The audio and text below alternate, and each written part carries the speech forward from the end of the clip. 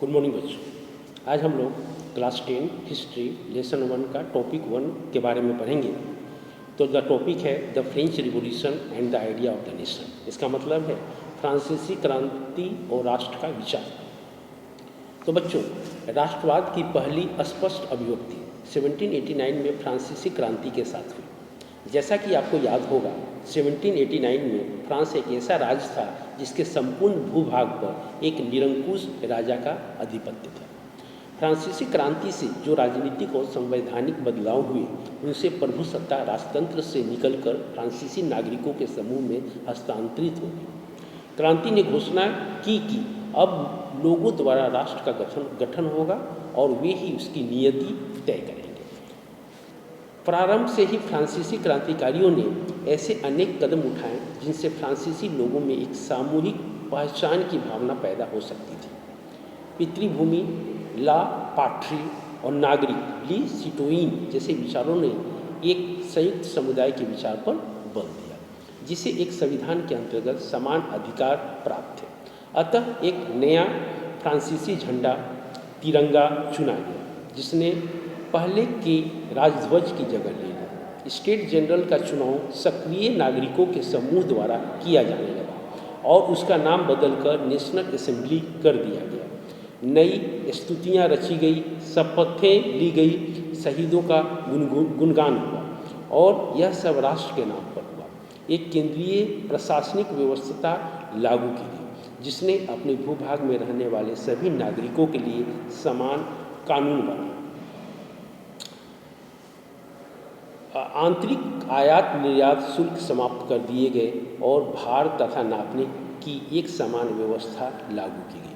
क्षेत्रीय बोलियों को हतोत्साहित किया गया और पेरिस में फ्रेंच जैसी बोली और लिखी जाती थी वही राष्ट्र की साझा भाषा बन गई। क्रांतिकारियों ने यह भी घोषणा की कि फ्रांसीसी राष्ट्र का यह भाग्य और लक्ष्य था कि वह यूरोप के लोगों को निरंकुश शासकों से मुक्त कराए। दूसरे शब्दों में, फ्रांस यूरोप के अन्य लोगों को राष्ट्रों में गठित होने में मदद देगा। जब फ्रांस की घटनाओं की खबर यूरोप के विभिन्न शहरों में पहुंची, तो छात्र तथा शिक्षित मध्य वर्गों के अन्य सदस्य जैकोबिन क्लबों की स्थापना करने लगे। उनकी गतिविधियों और अभियानों ने उन फ्रेंच सेनाओं के लिए रास्ता तैयार किया जो 1790 के दशक में हॉलैंड, बेल्जियम, स्विट्जरलैंड और इटली के बड़े इलाके में घुसी। क्रांतिकारी युद्धों के शुरू होने के साथ ही फ्रांसीसी सेनाएं राष्ट्रवाद के विचार को विदेशों में ले जाने लगी। नेपोलियन के नियंत्रण में जो विशाल क्षेत्र आया, वहाँ उसने ऐसे अनेक सुधारों की शुरुआत की जिन्हें फ्रांस में पहले ही आरंभ किया जा चुका था।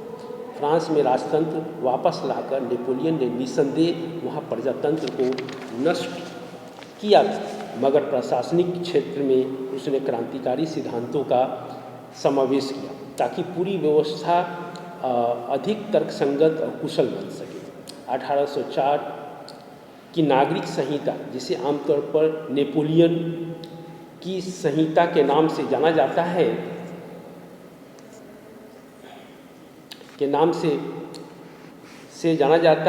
ने जन्म पर आधारित विशेषाधिकार समाप्त कर दिए थे। उसने कानून के समक्ष बराबरी और संपत्ति के अधिकार को सुरक्षित बनाया। इस संहिता को फ्रांसीसी नियंत्रण के अधीन क्षेत्रों में भी लागू किया गया।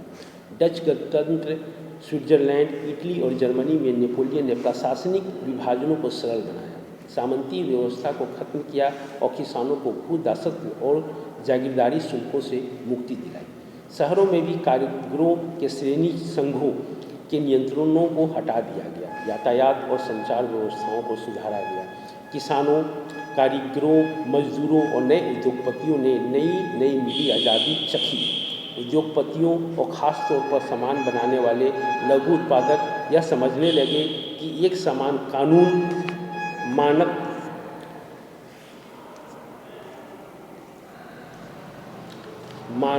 भार तथा नाप और एक राष्ट्रीय मुद्रा से एक इलाके से दूसरे इलाके में वस्तुओं और पूंजी के आवागमन में सहूलियत होगी। लेकिन जीते हुए इलाकों में स्थानीय लोगों की फ्रांसीसी शासन के प्रति मिलीजुली प्रतिक्रियाएं थीं। शुरुआत में अनेक संस्थानों जैसे हॉलैंड और स्विट्जरलैंड और साथ ही कई शहरों जैसे ब्रसेल्स, मीन्स, मिलान और वारसा में फ्रांसीसी सेनाओं का स्वतंत्रता